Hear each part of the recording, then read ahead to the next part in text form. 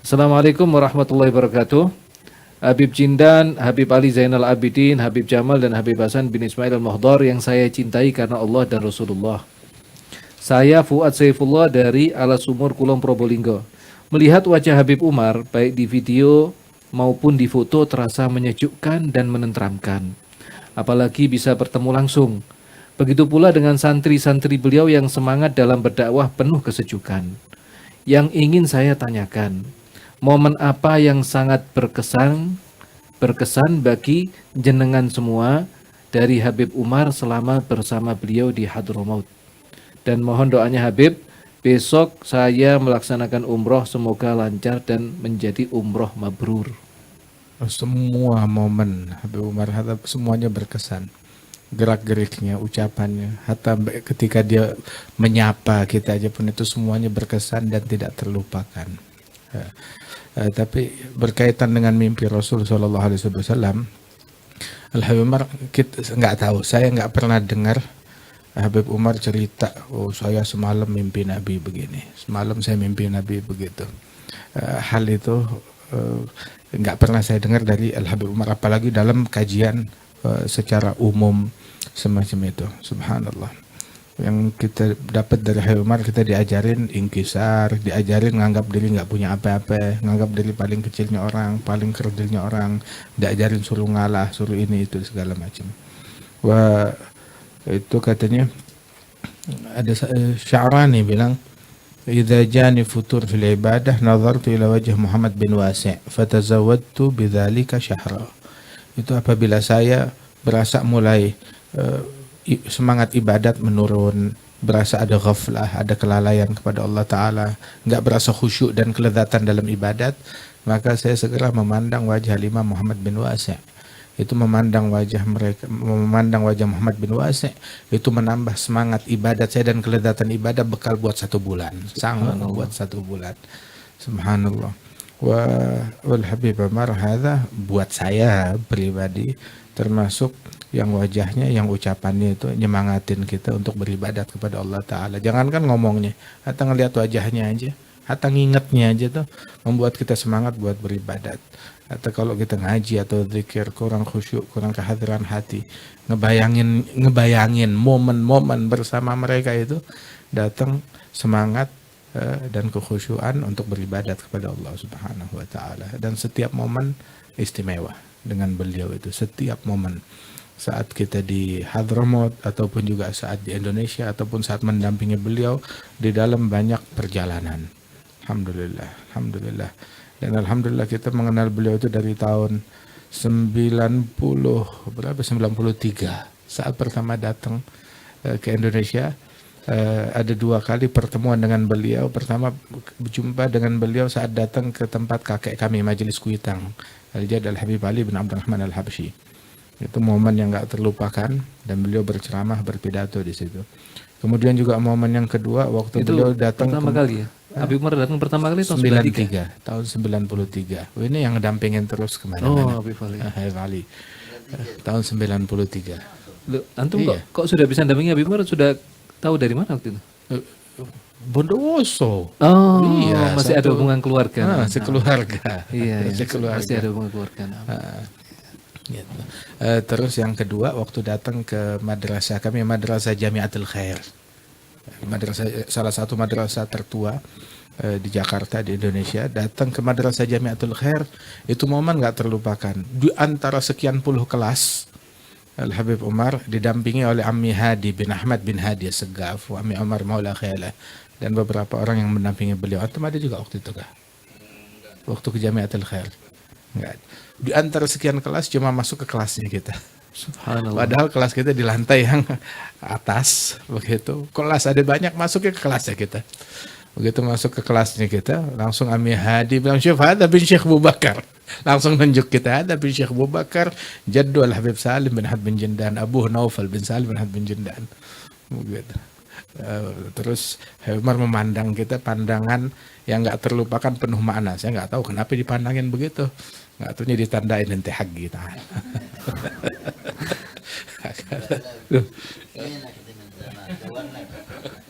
Allahu Akbar. Lu berangkatnya tahun berapa antum? Bib?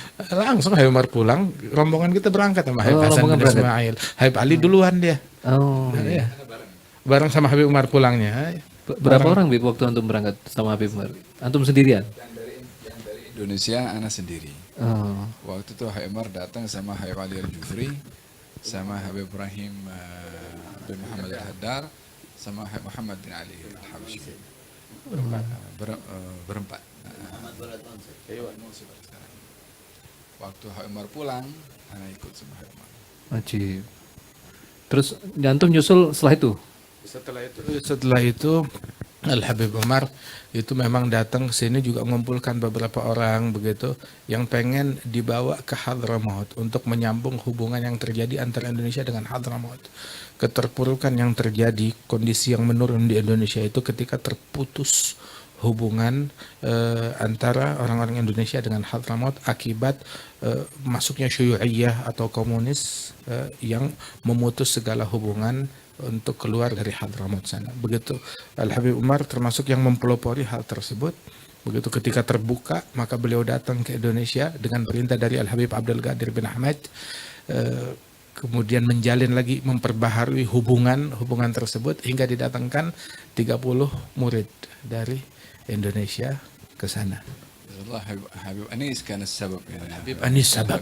Al Habib Anis Habib bin Anis Solo ya? Habib Anis bin Anis. Anis Solo. Habib Anis cerita kan, cerita ke kita. Oh, waktu itu dia mengkaji, ini subhanallah ya, banyak orang yang terlibat di sini, nggak tahu.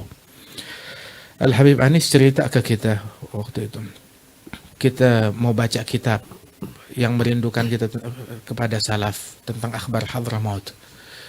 Udah sumpah keadaan di Indonesia, akhirnya ayo kita baca kitab Tajul Aras. Di antara ini Habib Anis minta kepada Al Habib Muhammad bin Husain bin Saleh Al-Attas, uminya dia bintul Habib Ali bin Husain, minta coba minta berapa nuskah dari Tajul Aras untuk kita baca di Rohah. Begitu baca bersama para syiban sampai selesai kitab tersebut, akhirnya Habib Anis bilang, Syekh Hadramaut udah kebuka, ra'yukum, kita berangkat ke Hadramaut semuanya. Akhirnya bismillah berangkat. Berangkat ini yang berangkat ke Hadramaut orang yang nggak pernah keluar negeri, orang-orang tua, syiban, sepuh. Sampai ada yang ditanya mana paspornya, udah bawa mana di kopernya mana, udah masuk ke pesawat. Subhanallah. Akhirnya ada berapa, sekitar 20-30 orang berangkat ke sana, hadir di Sewun. Habib Anis bilang, begitu mendengar berita kami dari Solo akan pergi ke Sewun, akan pergi datang ke Hadramaut, yang dengar berita itu Al Habib Abdul Qadir bin Ahmad. Habib Abdul Qadir bilang, khalas kita ketemu di sana. Subhanallah. Al Habib Abdul Qadir kebetulan nyampe duluan.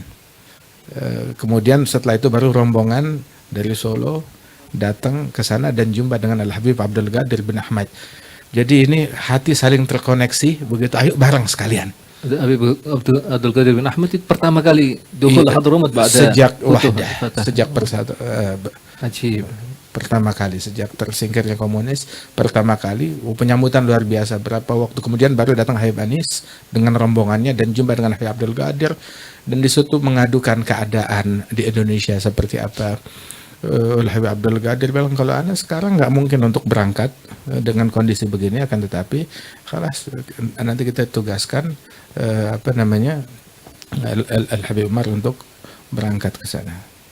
Subhanallah. Al Habib Ali Jufri termasuk orang yang ditugaskan oleh Al Habib Abdul Qadir untuk mendampingi Habib Umar. Yang ditugaskan ke Indonesia bukan cuma Habib Umar satu, Al Habib Ali Jufri tugaskan bersama Habib Abdul Qadir. Tadinya beliau mau mumpunglah saya mau Habib Abdul Qadir lagi di mana namanya masih di Sewun, saya mau mendampingi Habib Abdul Qadir, bang lah temsi mal Habib Umar. Begitu bakal kebuka banyak hal di situ, termasuk yang seseorang yang ditugaskan diutus oleh Habib Abdul Qadir ke Indonesia ini, Al Habib Umar Al Habib Ali Al Jufri. Subhanallah. Terus momen yang salah satu Bib yang antum atau gantian Iyalah, khalas nanti diborong semua. Iya, gantian. Sekarang Habib Hasan atau Habib Hasan? Habib Hasan udah tiap Habib hari. Ali dulu, Habib Ali. Ini. Soalnya dari jauh, kalau Habib Hasan siap saat bisa ini, Bib. Antum Habib Ali, fadhal.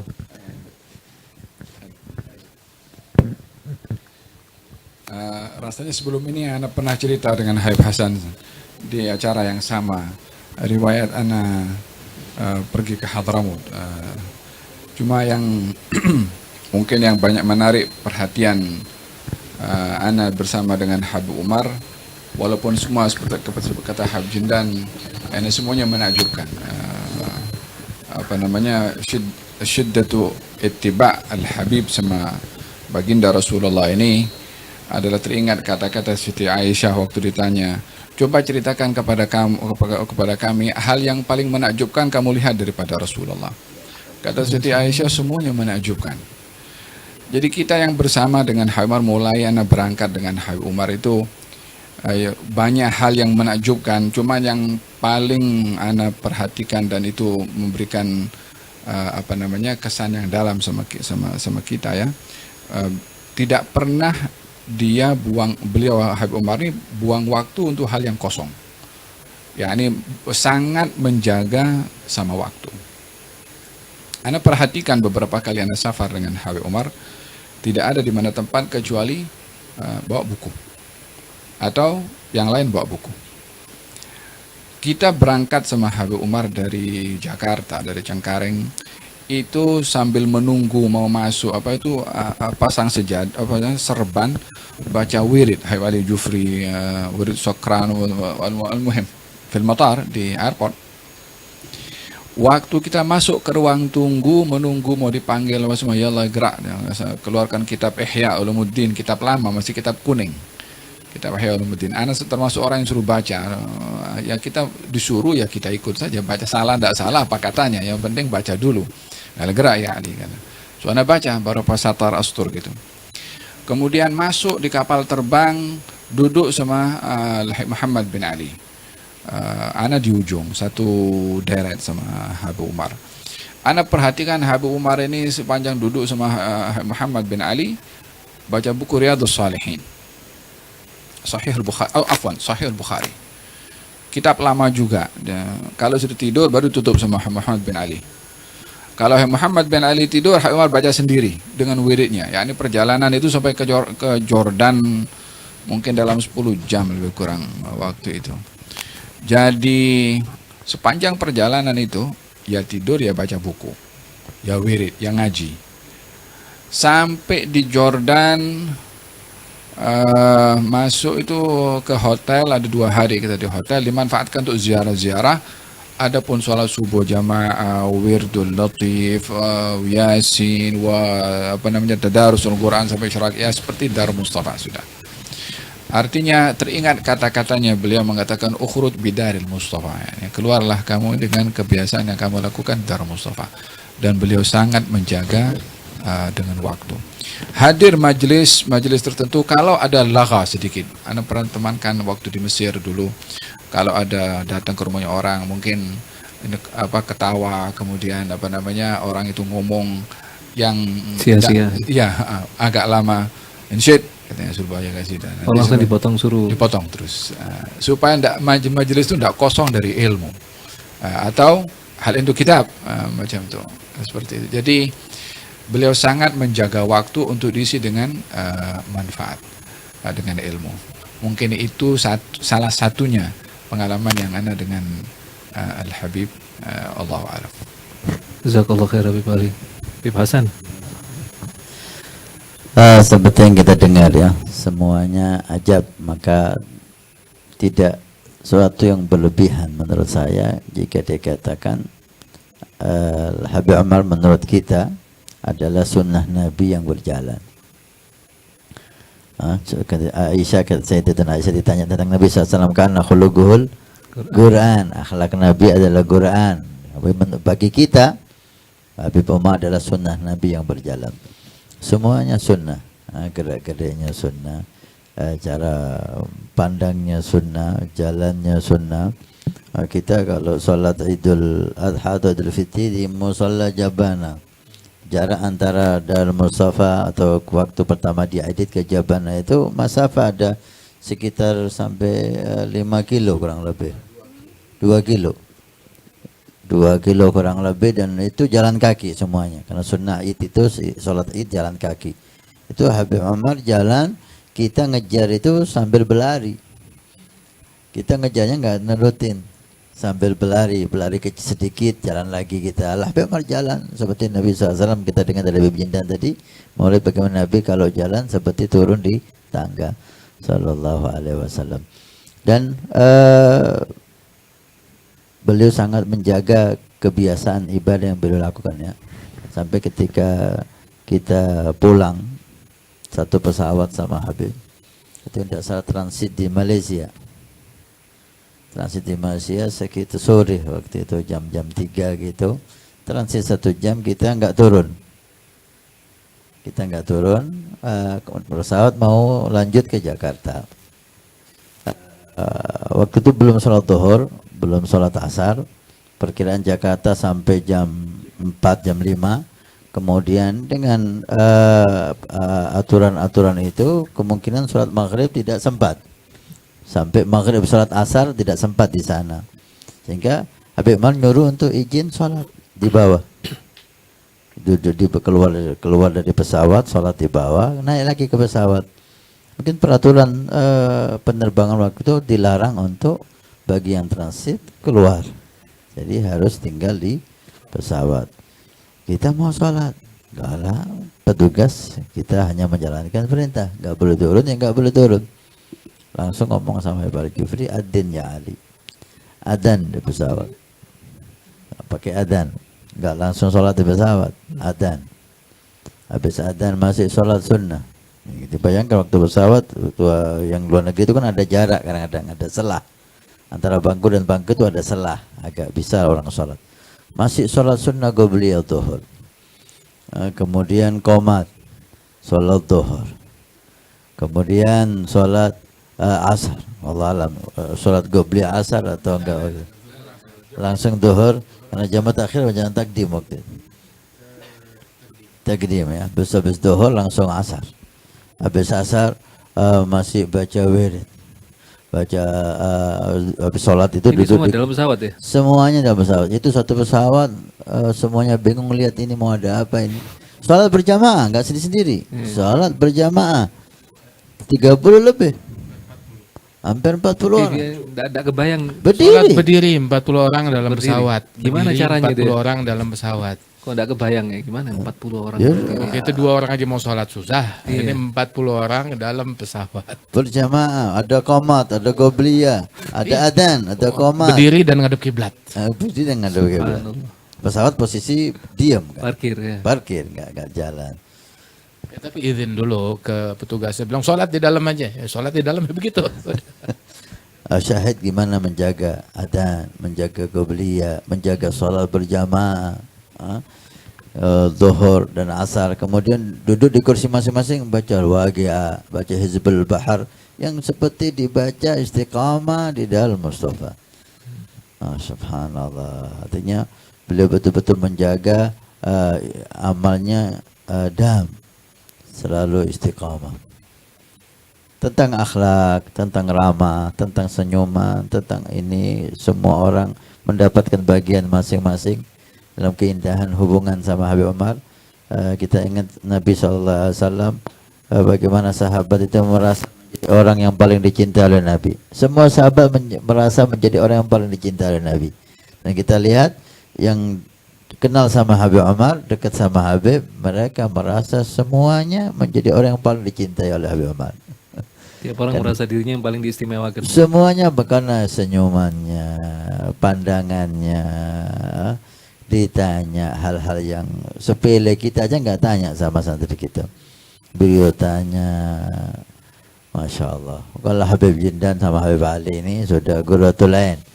Mereka itu kebanggaan dan kecintaan beliau, insya Allah. Mestinya kita banyak mendengar dari mereka. Ya, coba kalau antum bisa membuka dikit gitu supaya bisa mereka cerita, karena mereka banyak dipendem itu. Nggak tahu, disembunyikan. Ya, harus dibongkar-bongkar ini. Harus sedikit dibongkar. Ya.